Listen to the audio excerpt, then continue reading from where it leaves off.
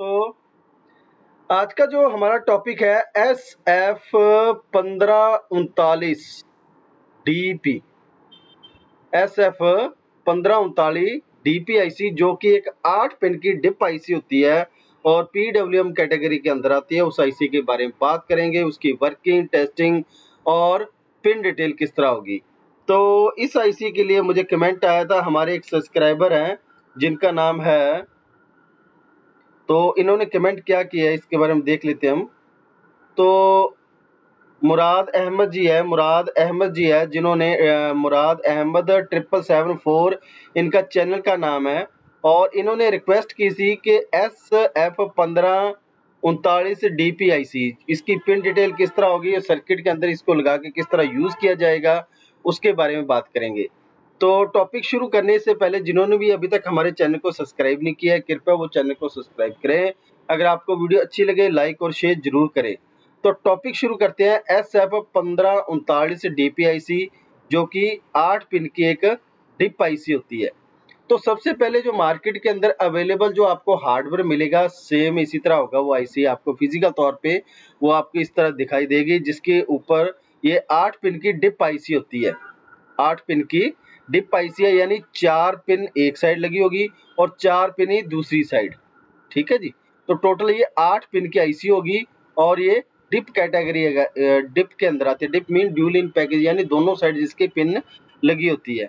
और इसकी जो पिन जो होगी इसको चेक करने का मेथड क्या होगा, पिन नंबर 1 कौन सी होती है। तो यहाँ पे एक जो राउंड में कट लगाया गया है उसको आप राइट हैंड साइड में नीचे डाउन करोगे तो ये राइट हैंड साइड नीचे वाली पहली पिन होगी।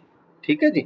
या जैसे ये यहाँ पे ये कट लगाया गया है, कट के बिल्कुल राइट हैंड साइड जब इस कट को आप डाउन साइड नीचे की साइड करोगे, अगर आप ऊपर की साइड इस कट को करते हो तो लेफ्ट हैंड साइड टॉप वाली पहली पिन आएगी।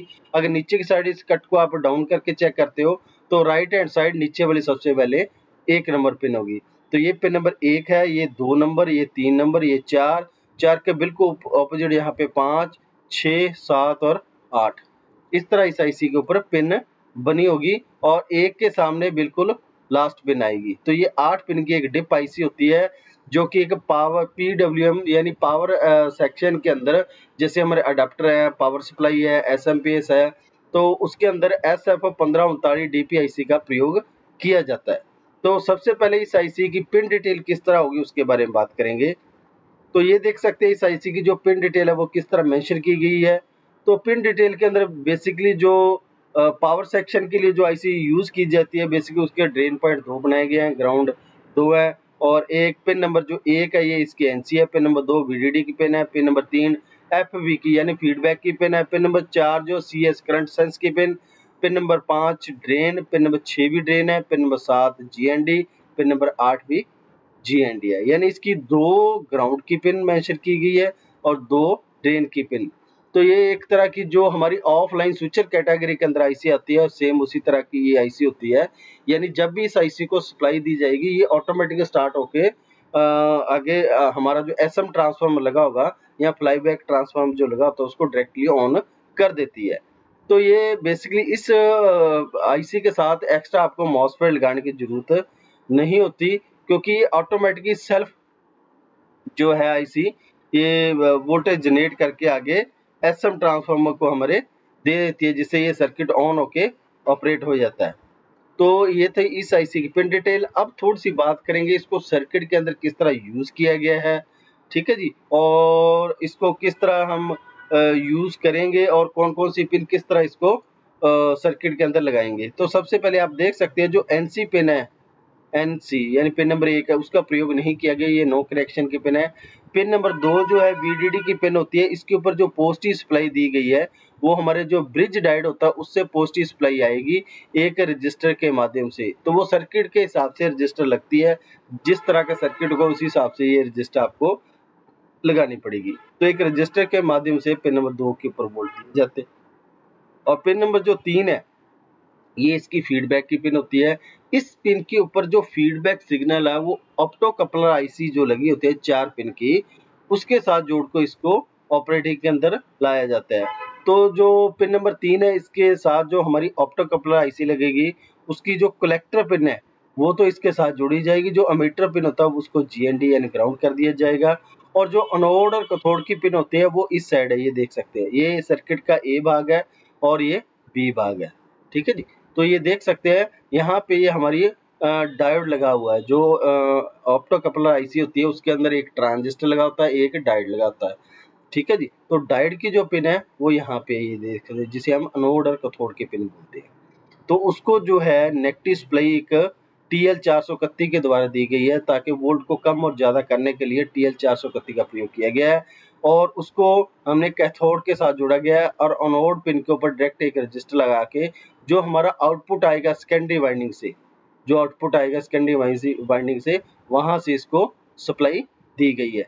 तो ये सप्लाई इसलिए दी जाती है ताकि इस जगह पे जो हमारा आउटपुट मिल रहा है, आउटपुट पिन से जो आउटपुट वोल्ट मिल रहे हैं, अगर वो कम और ज़्यादा हो रहे हैं तो उसको जो है मॉनिटरिंग करने के लिए, देखने के लिए हमारा ऑप्टो कपलर आईसी काम करता है, जिसके साथ TL431 आईसी लगाई गई। तो जिस तरह से वोल्ट कम और ज़्यादा होते हैं उसी हिसाब से इसको फीडबैक दिया जाता है पिन नंबर 3 के ऊपर। अगर कोई शॉर्ट सर्किट हो जाता है तो यहाँ पे वोल्ट 0 कर दिए जाते हैं। तो उसी हिसाब से ये काम करता रहता है, और उसी हिसाब से ये ड्रेन पॉइंट है जो फ्रिक्वेंसी पास आउट करता रहता है। और पिन नंबर जो हमारी 4 है CS है, यानी करंट सेंस की पिन है, इसके ऊपर एक रजिस्टर लगा के उसको ग्राउंड कर दिया गया है। ड्रेन जो पिन है, पिन नंबर 5 और 6 दोनों को इकट्ठा जोड़ के SM ट्रांसफार्मर को दिया गया। ये हमारा SM या फ्लाई बैक ट्रांसफार्मर बोलते हैं, उसकी प्राइमरी वाइंडिंग को दे दी गई है। प्राइमरी वाइंडिंग, ये सेकेंडरी वाइंडिंग है, ये प्राइमरी वाइंडिंग है। तो प्राइमरी वाइंडिंग के एक पिन के ऊपर लगा दिए गए यहाँ पे ये, और जो पिन नंबर 7 और 8 है इसको ग्राउंड कर दिया गया है। और जब भी ये आईसी को वोल्ट दिए जाएंगे तो आईसी ऑन होकर ड्रेन पिन से यहाँ से एक फ्रिक्वेंसी जनरेट करती है, हाई और लो की। वो फ्रिक्वेंसी जो हमारे जो SM ट्रांसफार्मर लगा तो उस पर दी जाती है, और उस SM ट्रांसफार्मर को दूसरी साइड पॉजिटिव सप्लाई दी जाती है। जिस हिसाब से जब इसको फ्रिक्वेंसी मिलती है हाई और लो की, उसी हिसाब से ये SM ट्रांसफार्मर ऑन होकर सेकेंडरी वाइंडिंग में वोल्ट पास आउट करता है। और वोल्ट पास आउट होकर हम DC एक डायोड लगा के उसको DC में कन्वर्ट करके आगे DC सर्किट के लिए ऑपरेटिंग के अंदर यूज करते हैं। तो ये बेसिकली एक सिंपल सा सर्किट बनाया गया है, ये देख सकते हैं आप किस तरह बनाया गया है। और उसके बाद जब ये एक बार सेक्शन ऑन हो जाता है तो उसका फीडबैक वापस यानी इस आईसी तक ऑटोमेटिकली पहुंचता रहता है, कम और ज्यादा वोल्ट का।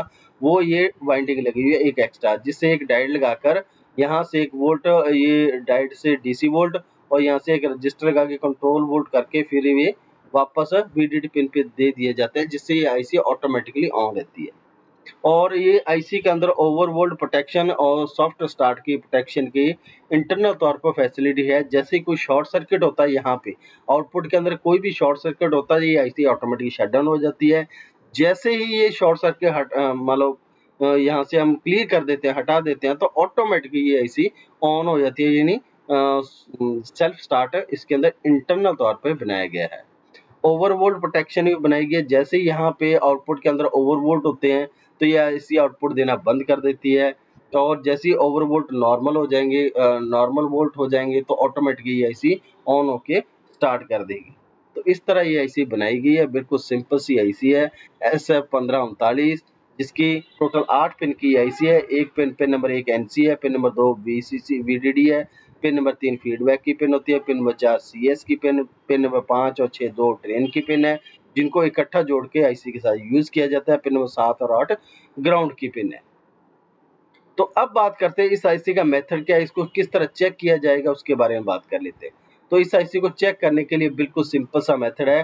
ड्रेन और GND के बीच में आपने इसको एज ए बीप मल्टीमीटर जो है आपका बीप की रेंज में आपने सेट करना है, और जो GND पिन है और ये ड्रेन की पिन है, इसके बीच में आपने वैल्यू चेक करनी है। एक साइड इसकी वैल्यू आएगी जो कि 500 के करीब हुई या 550 के करीब होगी। अगर ये वैल्यू आ रही है तो ये ओके है, अगर बीप आ रही है, वैल्यू शो नहीं हो रही, तो ये आईसी खराब है। तो बिल्कुल सिंपल सा मेथड है इस आईसी को चेक करने का, क्योंकि ड्रेन और GND के बीच में एक मॉसफेट लगाया गया है, जिसका पिन नंबर 5 और 6 के अंदर ड्रेन पॉइंट जोड़ा गया है, और सोर्स पॉइंट को पिन नंबर 7 और 8 के साथ जोड़ा गया है। और जो इसका गेट है वो आईसी के इंटरनल तौर पे जो ड्राइवर लगा होता है वो ऑपरेट करवाता है। और मॉसफेट को चेक करने का मेथड यही होता है कि सोर्स और ड्रेन दो पिन के ऊपर हम वैल्यू चेक करते हैं। अगर दो पिनों में एक साइड वैल्यू आ रही है तो मॉसफेट ओके है, अगर दोनों साइड वैल्यू आ रही है तो खराब होता है। तो इसी तरह से ये आईसी के अंदर जो मॉसफेट लगा वो चेक होगा। तो ये थी आज की हमारी आईसी SF1539DP। ठीक है जी, SF1539DP आईसी, जो कि एक पावर एम्पलीफायर आईसी होती है। तो ये था आज का हमारा टॉपिक।